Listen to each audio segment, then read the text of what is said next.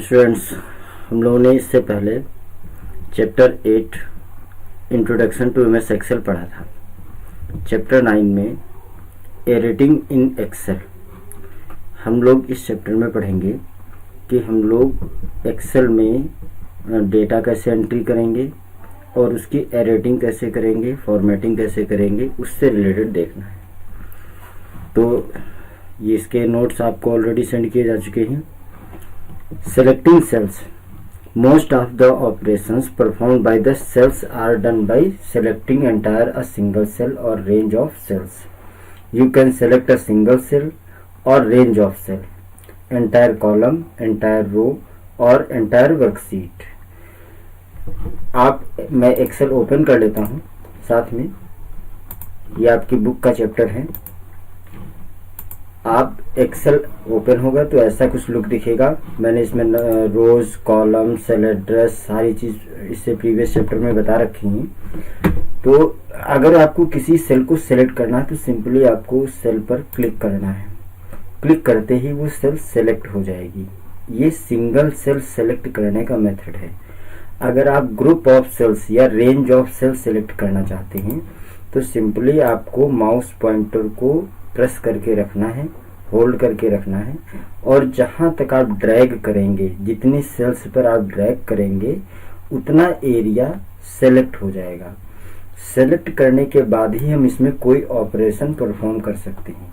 तो आपको सिंगल से, जैसे इस समय प्रेजेंट टाइम में मेरे केस में A1 से लेकर के H9 तक सेलेक्ट किया है, तो ये इसकी रेंज ऑफ सेल यानी ग्रुप ऑफ मल्टीपल सेल, ये क्या है, रेंज ऑफ सेल। क्लियर। तो ऐसे ही अब हम इसमें सिंगल सेल भी सेलेक्ट कर सकते हैं। बता दिया है कि सिंपल इस पर क्लिक करना है। अगर आपको एक बार में एंटायर कॉलम सेलेक्ट करना है तो सिंपल कॉलम के हेडर पर, जैसे ABCD लिखा हुआ है, आप कॉलम के हेडर पर क्लिक करेंगे। क्लिक करते ही आपको क्या दिखेगा, वो कॉलम सेलेक्टेड। जैसे column E, column F, column G, जिस भी कॉलम पे एंटायर रो सेलेक्ट करनी है तो रो हेडर पर, जैसे 1 2 3 4 5 ये नंबर लिखे हुए हैं, आप इसके हेडर पे क्लिक करेंगे, वो एक पूरी एंटायर रो सेलेक्ट हो जाएगी। तो आपको एंटायर कॉलम सेलेक्ट करना है या एंटायर रो सेलेक्ट करना है या रेंज ऑफ सेल सेलेक्ट करनी है, यानी कुछ सेलेक्टेड सेल ही सेलेक्ट करनी है या सिंगल सेल सेलेक्ट करनी है। आपको ऑलरेडी बता चुका हूं कि एक वर्कबुक में 3 सीट्स होती हैं, वर्कशीट्स 3 वर्कशीट होती है, सीट 1, सीट 2 एंड सीट 3। ठीक, मैंने अभी सीट 1 ओपन किया हुआ है। क्लियर। नेक्स्ट वही सब इसमें है। सेलेक्ट रेंज ऑफ सेल, तो रेंज ऑफ सेल का मेथड वही, place the mouse pointer at the first cell from where the range has to be selected, मैंने अभी करके दिखाया था। Drag the mouse in the desired direction, release the mouse when the desired selection is reached. जहां तक आपको select करना है, मान लीजिए मुझे यहां से सेलेक्ट करना है, यानी B4 से लेकर के, और जब तक मेरा सेलेक्ट करने की जरूरत है जहां तक, वहां तक माउस पॉइंटर को ड्रैग करेंगे, बटन को होल्ड किए हुए। इसके बाद माउस पॉइंटर का बटन को रिलीज करेंगे और वो सेलेक्ट हो जाएगी। क्लियर है। इसके बाद जैसे इसमें लिखा हुआ सेल रेंज A1 से C5, यानी A1 से लेकर C5 तक सेलेक्ट किया गया है इस फिगर में। एंटायर कॉलम सेलेक्ट करना है, मैंने भी कॉलम के हेडर पे क्लिक करना है, हेडिंग पे क्लिक करना है, सिंपल वो कॉलम सेलेक्ट हो जाएगा। अगर एंटायर रो को सेलेक्ट करना है तो रो को ही सिंपल आप रो के हेडर पे, अभी मैं करके बता चुका हूँ। ठीक है। सेलेक्ट एंटायर वर्कशीट, अगर एंटायर वर्कशीट सेलेक्ट करनी है तो यहाँ देखिए, जहां रो और कॉलम का सेपरेशन है, इसी जगह एक एरो दिख रहा है जहां मेरा प्रेजेंट टाइम में कर्सर है। आप इस पर क्लिक करेंगे, एंटायर वर्कशीट सेलेक्ट हो जाएगी, सारी जितनी भी रोज हैं, जितने भी कॉलम्स हैं। ठीक है। पूरी वर्कशीट अगर एक बार में सेलेक्ट करनी है तो आपको इस पर क्लिक करना है। यहाँ जहां A1 सेल एड्रेस है, ठीक उसके बगल में कॉर्नर पे जहां मेरा माउस पॉइंटर है, इस जगह आपको क्लिक करना है। क्लिक करते ही सेलेक्ट हो जाएगी। Clear. Next, changing column width, अगर आपको कॉलम के हाइट और विड्थ को चेंज करना है, कॉलम के विड्थ को और रो के हाइट को चेंज करना है, तो उसके स्टेप्स इसमें मैं करके दिखा देता हूँ। जैसे आपने कोई डेटा लिखा, मान लीजिए मैं यहाँ कुछ एंट्री कर देता हूँ, जैसे रोल नंबर, यहाँ मैं लिख रहा हूँ नेम ऑफ स्टूडेंट। अब देखिए यहाँ पर नेम ऑफ स्टूडेंट के लिए थोड़ा ज्यादा जगह चाहिए, रोल नंबर को भले थोड़ा सा कम कर दें, क्योंकि मैं रो कॉलम की हाइट, कॉलम की विड्थ चेंज कर रहा हूँ। देखिए रोल नंबर के लिए कम जगह चाहिए, तो पहले थोड़ा सा मैं जूम कर दूं तो आप लोगों को अच्छे से दिखेगा। देखिए रोल नंबर के लिए क्या चाहिए, कम चाहिए। मैंने कॉलम के हेडर को, बॉर्डर को पकड़ा और लेफ्ट या राइट मूव करेंगे। देखिए नेम ऑफ स्टूडेंट्स अगर मुझे लिखना है तो इसके लिए ज्यादा स्पेस चाहिए, तो मैंने क्या किया, जहां पर ये बॉर्डर लाइन आपको दिख रही है, ए और सी, सॉरी बी एंड सी के बीच में जो लाइन दिख रही है, यहाँ इसको आप माउस पॉइंटर से पकड़ के ड्रैग करेंगे लेफ्ट या राइट। अगर लेफ्ट साइड में ड्रैग करते हैं तो विड्थ कम होगी, और राइट साइड में कर रहे हैं तो विड्थ ज्यादा हो रही है। ठीक, जितना भी आप देखिए ये पूरा कॉलम, मान लीजिए अगर आपको यहाँ पर कुछ और लिखना है, डीओबी लिखना है, डीओबी के लिए जितनी जरूरत है स्पेस, यानी आपको रो की, सॉरी कॉलम की विड्थ को चेंज करना आ गया। ठीक है, इसी में अगला लिखा move the mouse pointer over the right line of the desired column. जो भी कॉलम आप करना चाहते हैं उसके राइट लाइन पर माउस पॉइंटर को पकड़ के ड्रैग करेंगे। ठीक, right line of the desired column header, the mouse pointer take the shape of double headed arrow. ठीक, अभी मैंने करके भी दिखाया था, दिखा रहा हूँ। देखिए यहाँ डबल हेडेड एरो, अभी यहाँ देखिए प्लस का साइन है, यहाँ भी प्लस ही है, लेकिन डबल हेडेड एरो, दोनों साइड में एरो आपको दिखेंगे, और इसको पकड़ के आप ड्रैग करेंगे। ठीक है, होल्ड किए रहेंगे माउस को और ड्रैग करेंगे लेफ्ट या राइट, उसकी विड्थ इंक्रीज या डिक्रीज होगी। क्लियर है। अगला है वही सारे स्टेप हैं, drag the mouse in the right side to increase to the column width. ठीक, डॉटेड लाइन आपको दिखती रहेगी। Changing the row height, row height को भी, रो कॉलम की विड्थ तो आपने देख लिया। मान लीजिए मुझे इस रो की हाइट कम या ज्यादा करनी है, तो सेम प्रोसेस है। जैसे इसमें हम लोग कॉलम में क्या करते थे, राइट वाले लाइन को माउस से ड्रैग करते थे पकड़ के, हम इसमें क्या करेंगे, बॉटम लाइन को ड्रैग करेंगे इंक्रीज या डिक्रीज करने के लिए। देखिए इंक्रीज या डिक्रीज हो रही है, डॉटेड लाइन भी आपको दिख रही है। ये कॉलम देखिए कितना बड़ा हो गया, सॉरी रो। इस रो में हमने क्या रखा हुआ है, जो भी डेटा रखा है वो आपको दिख रहा है। बाकी सारी रो, ये इंडिविजुअल रो या कॉलम की हाइट को चेंज करने का स्टेप है। ठीक है, सेम वही लिखा है, take the mouse pointer in the lower line of the row header whose height has to be changed.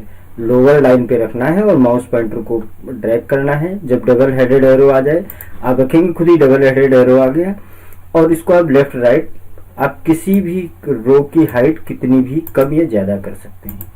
Clear है। तो ये इसके स्टेप्स हैं, आप इसको पढ़ लीजिएगा। Move the mouse upward to decrease the row height and downward to increase. अगर आप नीचे की ओर ड्रैग करते हैं तो इंक्रीज होगी, और ऊपर की ओर ड्रैग करते हैं तो डिक्रीज होगी। ठीक है, इसके बाद में कॉपिंग द सेल कंटेंट। किसी भी सेल कंटेंट को कॉपी करना है तो उसके क्या स्टेप होने चाहिए। पहले चीज आप कॉपी और मूव, ये क्वेश्चन भी था, what is the difference between copying cell content and moving cell content. इसमें डिफरेंस क्या है ये बताना था। ठीक है, तो पहले चीज आप समझ लीजिए, कॉपी में किसी भी डेटा की ओरिजिनल कॉपी भी रहती है और एक डुप्लीकेट कॉपी भी क्रिएट हो जाती है, जबकि मूविंग कंटेंट में it removes data from original position and place it at another place. मैं एग्जांपल में आपको दिखा रहा हूं, जैसे मान लीजिए ये रोल नंबर और डेट ऑफ बर्थ, ये तीनों डेटा मैंने सिलेक्ट किया। देखिए roll number, name of student and DOB, इनको मैंने इन तीनों सेल्स को सिलेक्ट किया हूँ। इसके बाद मुझे इसको कट करना है, यानी पहले इसको मूव करा के दिखाता हूँ। तो मूव कैसे कराएंगे, राइट क्लिक करेंगे, यहाँ पर भी कट का ऑप्शन आ रहा है, तो कट ऑप्शन यूज करते ही यहाँ का डेटा कट हो जाएगा, मतलब इस जगह से रिमूव होगा और जहां पर मैं प्लेस करना चाह, मान लीजिए मैं यहाँ प्लेस करना चाह रहा हूँ। ठीक, इस वाले लाइन में, इसको थोड़ा सा वाइट कम कर लें। जैसे हम इसको पेस्ट क्लिक करेंगे वो डेटा यहाँ से हटके यानी सेकंड नंबर के रो से रिमूव होके थर्ड नंबर वाले रो में पहुंच गया है। अब मैं कॉपी करके भी दिखाता हूँ। जैसे मान लीजिए मैंने इसको कॉपी किया, अब इस बार मैं कट का ऑप्शन यूज ना करके बल्कि कॉपी का ऑप्शन यूज करूंगा। तो कॉपी का ऑप्शन यूज करते ही ये डेटा यहाँ से कॉपी होगा, जबकि ओरिजिनल पोजीशन पर भी है और नई लोकेशन, ओरिजिनल पोजीशन मेरी क्या थी, रो नंबर 3, और ये रो नंबर 2 में भी सेम चीज रिपीट हो गई। तो कॉपी और कट में आपको डिफरेंस पता चल गया होगा कि कट में जब आप किसी भी डेटा को मूव करते हैं तो कट ऑप्शन सेलेक्ट करते हैं, और किसी डेटा को कॉपी करना है तो कॉपी ऑप्शन। क्लियर है? ठीक, यही सारे स्टेप्स इसमें लिखे हैं। पेस्ट ऑप्शन कैसे कट करने के बाद पेस्ट करना है। Moving cell content, moving cell content remove the content from the cell from one location and place it at some another location. For moving the cell content follow the step.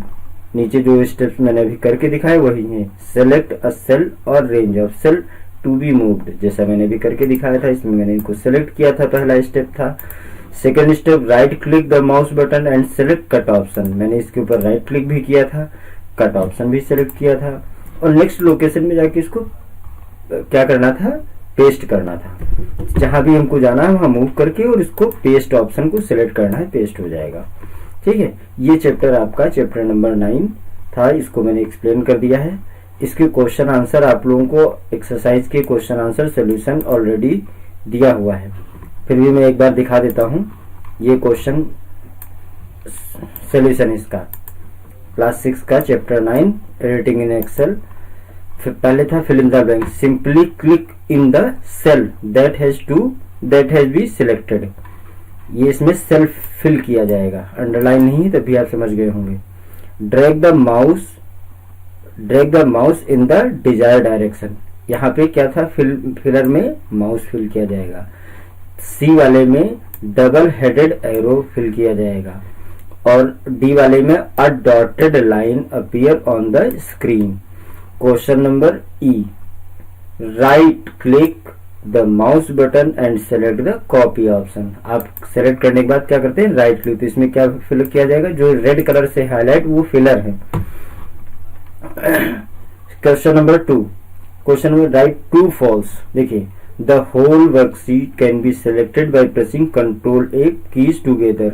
किसी भी रो को, किसी भी worksheet को एक बार में पूरी worksheet select करने के लिए कंट्रोल ए प्रेस करेंगे तो पूरी होल वर्कशीट सेलेक्ट हो जाएगी, नहीं सेलेक्ट ऑल इसका मतलब होता है, इसका फुल फॉर्म सेलेक्ट ऑल है। तो ये ट्रू है। Clear? The mouse pointer can not take the shape of the double headed arrow. यहाँ देखिए कैन नॉट लगा है, अगर यहाँ पर नॉट नहीं होता तो ये ट्रू हो जाता, क्योंकि कैन नॉट लगा है इसलिए फॉल्स है, क्योंकि डबल हेडेड एरो तो हो ही जाता है, अभी मैंने करके भी दिखाया है। जैसे आप वहां रखते हैं, देखिए डबल हेडेड एरो आ रहा है, यानी ये फॉल्स हुआ। Copying and moving cell content means same. Same कैसे होगा भाई, कॉपी एक डुप्लीकेट कॉपी क्रिएट करता है, जबकि मूव करने में वही कंटेंट ओल्ड पोजीशन यानी प्रीवियस पोजीशन से मूव होके न्यू पोजीशन पर पहुंच जाता है, तो यानी ये फॉल्स हुआ। Row height can be increase as well as decrease. Yes, correct है। आप रो हाइट को जैसे आप इंक्रीज कर रहे हैं, जैसे मान लीजिए मैंने इंक्रीज कर दिया तो हम इसको डिक्रीज भी तो कर सकते हैं, तो यही तो उसके क्वेश्चन का है कि row height can be increase as well as decrease. सही है। The cell content can be edited by double clicking on them. False. Double clicking the cell content can be edited by double clicking on them, ये true होना चाहिए, यहाँ गलत लिखा हुआ है, इस जगह ट्रू होगा। ठीक है, इसको जरा आप लोग करेक्ट कर लीजिएगा, ये इसमें गलत लिखा हुआ है, यहाँ ट्रू होगा। किसी भी सेल कंटेंट को एडिट करने के लिए डबल क्लिक करके भी आप एडिट कर सकते हैं। जैसे मान लीजिए यहाँ पर लिखा है DOB और मैं इस जगह डेट ऑफ बर्थ लिखना चाह रहा हूँ, तो क्या करूंगा, डबल क्लिक करूंगा। जैसे मैं इस पर डबल क्लिक करता हूं, देखिए इंसर्शन पॉइंट आ गया, और मैं इसको रिमूव करके यहाँ पर जो कुछ भी लिखना चाह रहे हैं, डेट ऑफ बर्थ। क्लियर है?